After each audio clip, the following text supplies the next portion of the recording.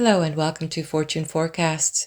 I am Daisy Raisler, your hostess, and we have been diving through the pages of the book titled The Science of Getting Rich, published in 1910. It is in the public domain. This book was written by Wallace D. Wattles. Previously, in Chapter 7, we had gone through the concept of gratitude, and Mr. Wattles explained that as we live and express gratitude, it draws the mind closer in touch with source from where the blessings came from.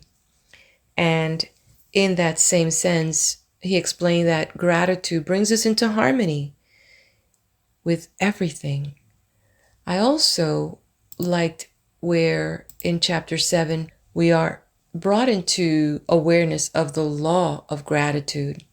And as I've mentioned before, when we approach these concepts with the idea that there is a structure to it, like there's a law of gratitude, that there is something that makes gratitude operate in our lives in a certain way. Did you like that? He keeps saying about the certain way. The law of gratitude stipulates that it is a natural principle that action and reaction are always equal.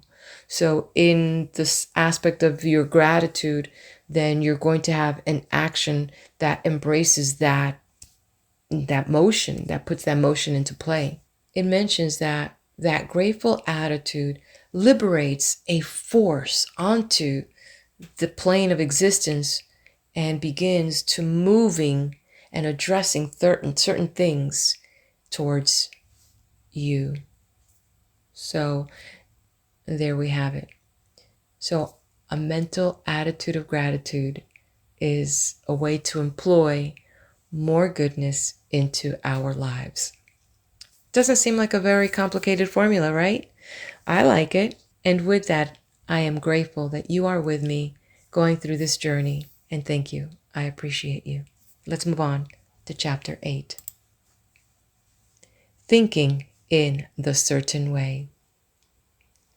Turn back to Chapter 6 and read again the story of the man who formed a mental image of his house, and you will get a fair idea of the initial step toward getting rich. You must form a clear and definite mental picture of what you want. You cannot transmit an idea unless you have it to yourself. You must have it before you can give it. And many people fail to impress thinking substance because they have themselves only a vague and misty concept of the things they want to do, to have, or to become. It is not enough that you should have a general desire for wealth to do good with. Everybody has that desire. It is not enough that you should have a wish to travel, to see things, live more, etc. Everybody has those desires also. If you were going to send a wireless message to a friend, you would not send the letters of the alphabet in their order and let him construct the message for himself. Nor would you take words at random from the dictionary. You would send a coherent sentence, one which meant something. When you try to impress your wants upon substance, remember that it must be done by a coherent statement. You must know what you want and be definite. You can never get rich or start the creative power into action by sending out unformed longings and vague desires. Go over your desires just as the man I have described went over his house. See just what you want and get a clear mental picture of it as you wish it to look when you get it. That clear mental picture you must have continually in mind, as the sailor has in mind the port toward which he is sailing the ship. You must keep your face toward it all the time. You must no more lose sight of it than the steersman loses sight of the compass. It is not necessary to take exercises in concentration, nor to set apart special times for prayer and affirmation, nor to go into the silence, nor to do occult stunts of any kind. These things are well enough, but all you need is to know what you want and to want it badly enough so that it will stay in your thoughts. Spend as much of your leisure time as you can in contemplating your picture. But no one needs to take exercises to concentrate his mind on a thing which he really wants. It is the things you do not really care about which require effort to fix your attention upon them. And unless you really want to get rich, so that desire is strong enough to hold your thoughts directed to the purpose as the magnetic pole holds the needle of the compass, it will hardly be worthwhile for you to try to carry out the instructions given in this book. The methods herein set forth are for people whose desire for riches is strong enough to overcome mental laziness and the love of ease and make them work. The more clear and definite you make your picture, then, and the more you dwell upon it, bringing out all its delightful details, the stronger your desire will be, and the stronger your desire, the easier it will be to hold your mind fixed upon the picture of what you want. Something more is necessary, however, than merely to see the picture clearly. If that is all you do, you're only a dreamer, and you will have little or no power for accomplishment. Behind your clear vision must be the purpose to realize it, to bring it out in tangible expression.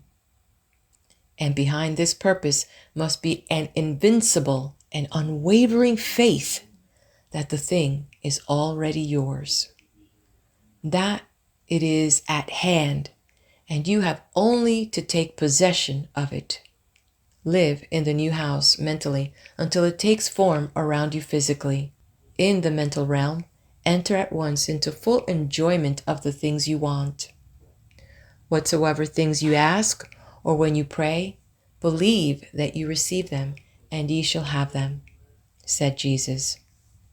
See the things you want as if they were actually around you all the time. See yourself as owning and using them. Make use of them in imagination, just as you will use them when they are your tangible possessions. Dwell upon your mental picture until it is clear and distinct, and then take the mental attitude of ownership toward everything in that picture. Take possession of it in mind in the full faith that it is actually yours. Hold to this mental ownership. Do not waver for an instant in the faith that it is real. And remember what was said in the preceding chapter about gratitude. Be as thankful for it all the time as you expect to be when it has taken form. The man who can sincerely thank God for the things which as yet he owns only in imagination has real faith. He will get rich. He will cause the creation of whatsoever he wants.